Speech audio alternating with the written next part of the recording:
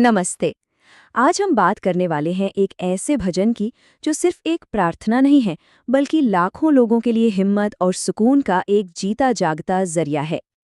तो सवाल ये उठता है कि आखिर इस 400 साल पुरानी कविता में ऐसा क्या है जो आज भी लाखों लोगों की जिंदगी का, उनके रोज के जीवन का हिस्सा बन गई है।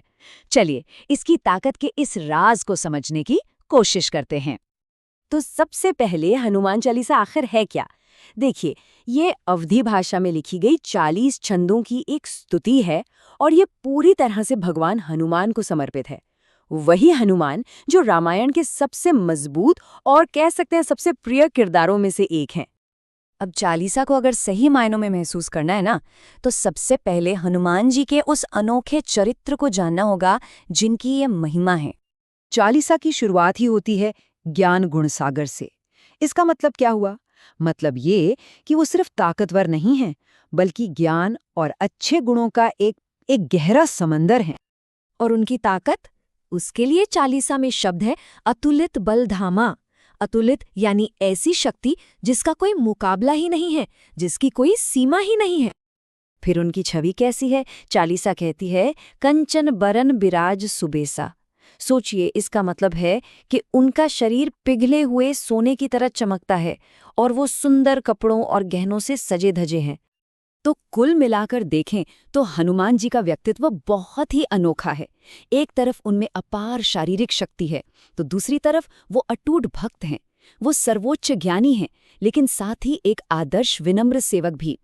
बुराई का नाश करते हैं, पर स्वभाव में उतनी ही नम्रता है। शक्ति और विनम्रता का यही मेल उन्हें इतना पूजनीय बनाता है। और हनुमान जी के ये गुण सिर्फ बातों में नहीं है, उनके कामों में ये साफ साफ दिखते हैं।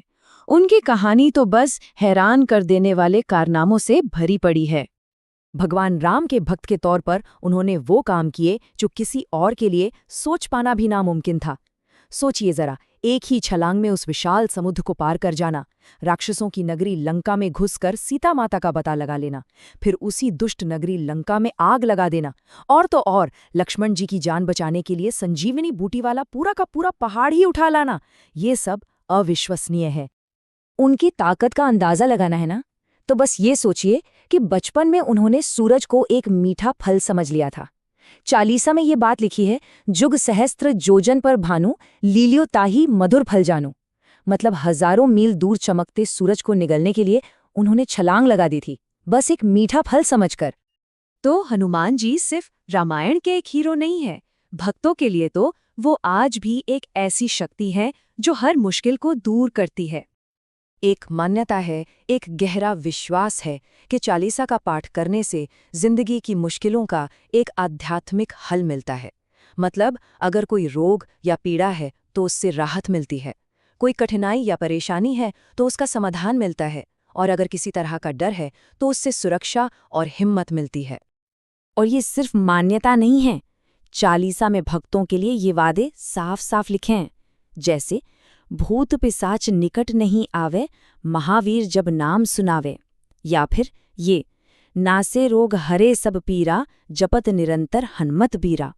और सबसे बड़ी बात, संकट ते हनुमान छुड़ावे, मन कर्म वचन ध्यान जुलावे। असल में यही विश्वास ही तो इसकी असली ताकत है।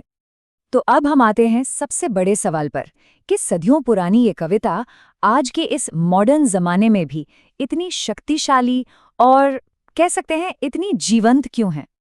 देखिए, चालीसा में ही एक बहुत खास छंद है, जो सतबार पाठ कर कोई, छूटे ही बंदी महासुख होई।